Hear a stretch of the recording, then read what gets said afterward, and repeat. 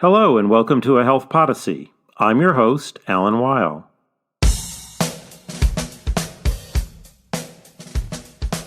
A relatively recent but rapidly growing body of research, some published in Health Affairs, shows various health disparities between sexual and gender minority populations and the population as a whole. These disparities include insurance coverage, access to care, and health outcomes. As data regarding this population grows, we're able to answer questions that historically were just out of reach. What are recent trends in coverage and access for lesbian, gay, bisexual, and transgender people? That is the topic of today's episode of A Health Podyssey. I'm here with Andrew Bolibol, a Ph.D. candidate in the Health Policy program at Harvard University. Mr. Bolibol and co-authors published a paper in the June 2023 issue of Health Affairs examining trends in health insurance coverage among LGBT adults.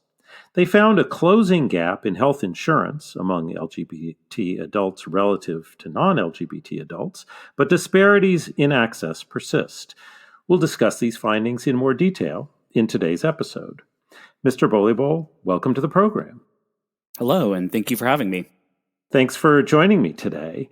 So your paper sort of situates itself in, as I said at the outset, a growing but still relatively small body of research that's been conducted on the health status and coverage rates of LGBT adults. Maybe if you could just start by giving our audience a little bit more of the context than I was able to do. What have we known historically about health insurance coverage rates, access to care, health outcomes for LGBT folks? So this really dates back quite a while, and it goes back to the Employee Retirement Income Security Act in the 70s that was passed. And under that act, the federal government took more control over how they regulated health insurance and how states were able to regulate it themselves. So we have, in the way we provide health insurance, most people in the United States get it through their employer. And unsurprisingly, a large percentage of those employers are what they call self-insured. And what self-insured means is essentially that the employer is on the hook for all claims and health risk of their employees. So when an employer is self-insured, the way that they are regulated is through the federal government. So state regulations do not apply to these employers. And additionally to that, in the 90s, with the passage of the Defense of Marriage Act, it defined marriage as between a man and a woman, so excluding same-sex couples and not legally recognizing same-sex marriages. And so this had the inadvertent effect of blocking access for health insurance for a large swath of people in same-sex relationships because they could not get it through their spouse or their partner. And this was this really was what drove the gap in what we see in the early 2000s in terms of healthcare coverage between LGBT adults and non-LGBT adults. And it wasn't really until the 2010s, later 2010s, that we had a few policy changes that really impacted how LGBT folks were able to gain coverage. So what you're describing is in a world where most people get coverage through employment or dependence of someone who's employed, in a same-sex couple that's not recognized legally and not recognized by the employer, one member of that couple, if they're not working, is not going to be able to get coverage through the other, whereas in a same-sex marriage, that would be available to them, and that creates a missed opportunity to provide coverage that would exist in other circumstances. So that's sort of the history of why coverage rates were lower for LGBT folks. Is that a reasonable telling of the story? Yeah, that's correct. And additionally, in terms of public insurance programs, so programs like Medicaid, before Medicaid expansion, which I'll talk about in a bit, people, especially LGBT adults, didn't often have dependents. So that's how they would normally qualify for Medicaid, not based on just income alone. So they were unable to access public insurance programs as well, which also drove a part of this disparity. Right. So I'm glad you brought that up. So we have sort of both public programs and private coverage with these disparities, if you will, built into them. Can you say a little bit about how that translated then into access or health outcome disparities as well? So in terms of access to care, obviously the kind of, I guess, basic answer is that it definitely dampens access to care. So if you think about how people who are uninsured are able to or were able to access care, it's usually through charity care, federally qualified health centers. And in those in and of themselves present barriers to access already. When people are faced with actually paying the full cost of care, they typically don't. We know that uninsured folks typically pay about up to maybe 40% of the care that they receive as uncompensated care. So it really drives disparities in terms of accessing just normal preventive services like mental health services, prescription drugs, your annual checkup. Those are things that are often foregone because of this issue of not having health insurance, and providers not willing to take individuals without insurance, which then translates to worse health outcomes for LGBT folk because of this gap in coverage. So in your study, you start looking at changes in coverage over a recent period, and maybe you can simultaneously say what the periods are, and you can explain what the policy environment was in each of those three periods and how they differ. Yeah, so we divided it into three different time periods, and we call it the pre-ACA, which is 2013, early ACA, which was 2014 to 2016, and then the late ACA, which was 2017 to 2019. And we did this for a few reasons. So 2013 was before the major provisions of the Affordable Care Act, or the ACA, came into effect. It was also the start of the beginning of recognition at the federal level of same-sex marriages. In 2013, this was before legalization of same-sex marriage across the country. It was United States v. Windsor. And in that case, the Supreme Court overturned Section 3 of DOMA, and DOMA being the Defense of Marriage Act. And what that did was that it allowed states to legally recognize same-sex couples as married. So it legalized marriage in those states that had passed ordinances or laws that legalized same-sex marriage.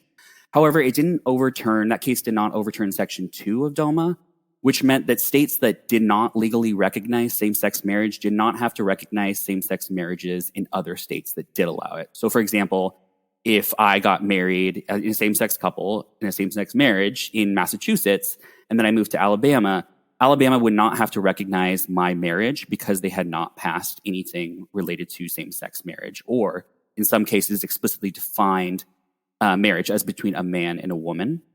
So that was the beginning of this kind of change in terms of the biggest barrier to access, which was getting coverage through a spouse who was working and got their coverage through their employer. And in the middle period, or the early ACA period, 2014, 2016, that encompasses the Medicaid expansions and the marketplaces of the Affordable Care Act, which extended access to not just LGBT Americans, but a whole swath of Americans, especially through Medicaid expansion. And some other work has shown that Medicaid expansion had significant effects for LGBT coverage in states that did expand it versus states that did not expand it. And also during this time, Obergefell v. Hodges, which is the probably more famous case, which is when the Supreme Court ruled legalization of same-sex marriage across the United States. So all states, whether they had laws on the books recognizing or not, had to recognize same-sex marriages and allow same-sex marriages across all those states.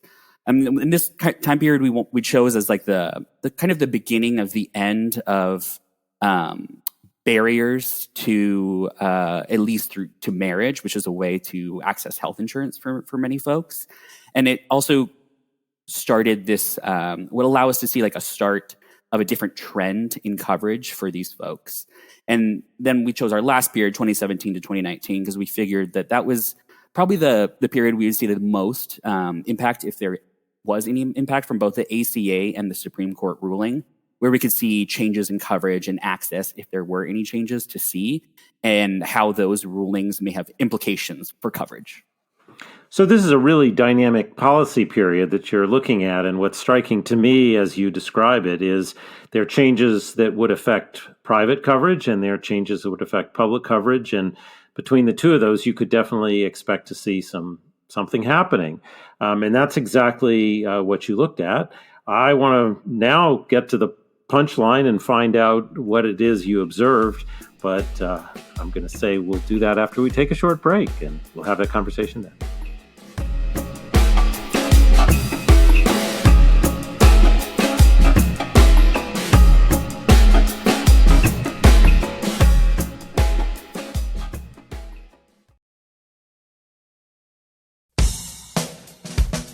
And we're back. I'm speaking with Andrew Bolibol about health insurance coverage and access to care among LGBT adults in the period 2013 to 2019. Before the break, we heard about the dynamic policy environment during that period. So let's jump straight to the findings. What did you find about changes in health insurance coverage during this period that may or may not line up with all the policy shifts we saw happening? So quite shockingly, at least it was shocking to me, is that over this time period from the beginning for 2013, where we noticed a very large gap in health insurance coverage for LGBT folk relative to non-LGBT folk, is that gap completely closed by the end of our study period, so by the end of 2019. And even the insurance coverage for LGBT folk surpassed that of non-LGBT folk during this time period, which is kind of incredible given that it was a relatively short time period, and the LGBT community saw huge gains in health insurance coverage, which was driven particularly by private insurance coverage as opposed to public insurance, at least in our data. Well, that's a pretty big finding, and I think it's notable that it is a short time relative to how long the pre-existing patterns had been in place. You did have some interesting subgroup findings, and I wonder if you could describe some of those, because one in particular certainly jumps out, and I think it would be of great interest to our listeners. Yeah, so very much related to the Obergefell ruling and the Defense of Marriage Act is the fact that partnered LGBT folks saw the largest gains in health insurance coverage relative to non-partnered LGBT folk, and more so than their non-LGBT partnered counterparts.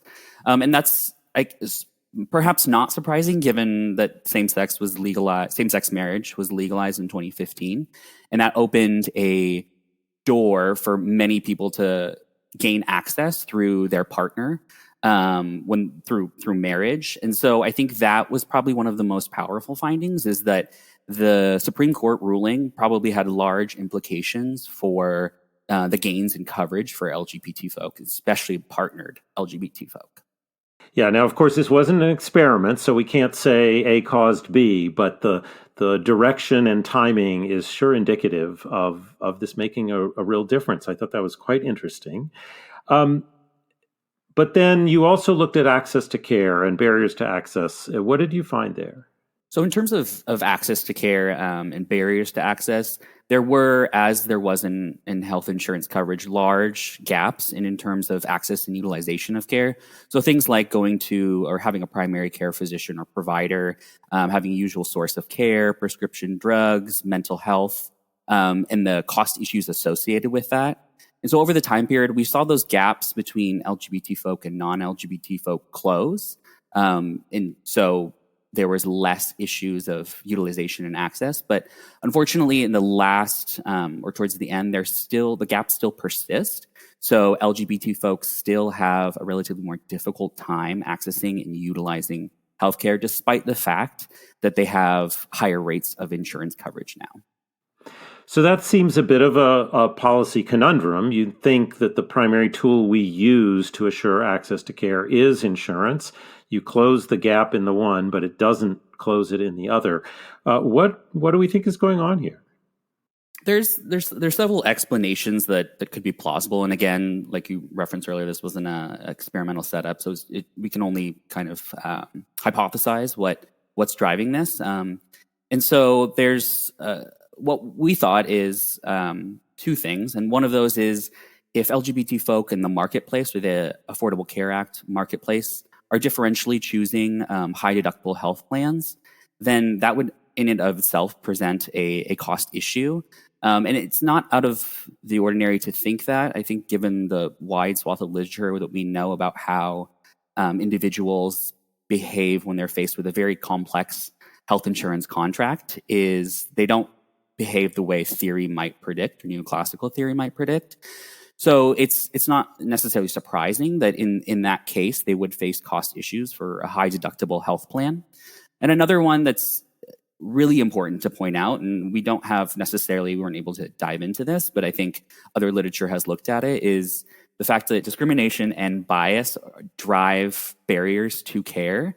Those in and of themselves can prevent a lot of people from seeking care. We know from other identities that race concordance with providers matters a lot for people seeking medical care.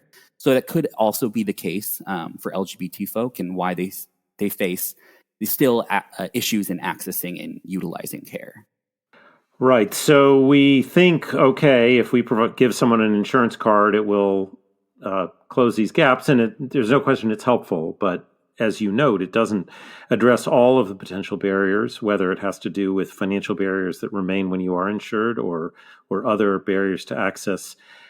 So this leads me to wonder sort of what comes next. You noted, and I echoed the rapidity with which we close this coverage gap. My guess is that there's no similarly rapid mechanism that we can employ to close some of the gaps in access and ultimately in health outcomes.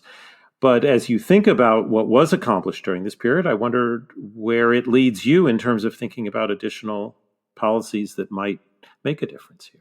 There's two parts to this question. I think a lot more research needs to be done causally, identifying why LGBT folk actually face these barriers to access. I gave a couple hypotheses, but we don't really know why there's such difficulties for folks in obtaining care. We can only hypothesize. And so I think that is a really fruitful a fruitful area for research that really needs to be done. And that really is tied to policy implications. I think that in the states, or rather what we kind of know is that the states that have significant protections for LGBT folk, the states that you might assume, LGBT folk fare better in terms of health outcomes and access to health. So things like banning religious exemption laws matter a lot for health insurance coverage, and anti-discrimination laws in public assistance matters a lot in terms of how LGBT folk can access care or even get healthcare coverage. And so I think those two things are really important and will continue to be important. I think this is, for better or worse, at the front of the news in a lot of areas is health access, especially for transgender individuals in the United States. And the LGBT community isn't a monolith. We're all very different and have different and unique health needs. And I think because of that, lumping them all together like we did isn't necessarily indicative of how the community is moving as a whole. Some might fare better than others.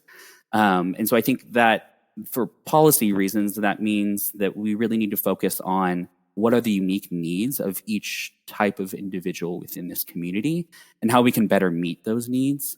And I think this is a conversation not just happening with LGBT healthcare, but also across many different identities, such as race and ethnicity. So I'm really glad you brought the conversation around to this point, and maybe it's worth telling our audience why you did group LGBT together and you stop at the T in this study, because I think there is often a tendency in these kinds of large data set quantitative analyses to find a result and think of the group that is studied as one as opposed to many individuals with variety.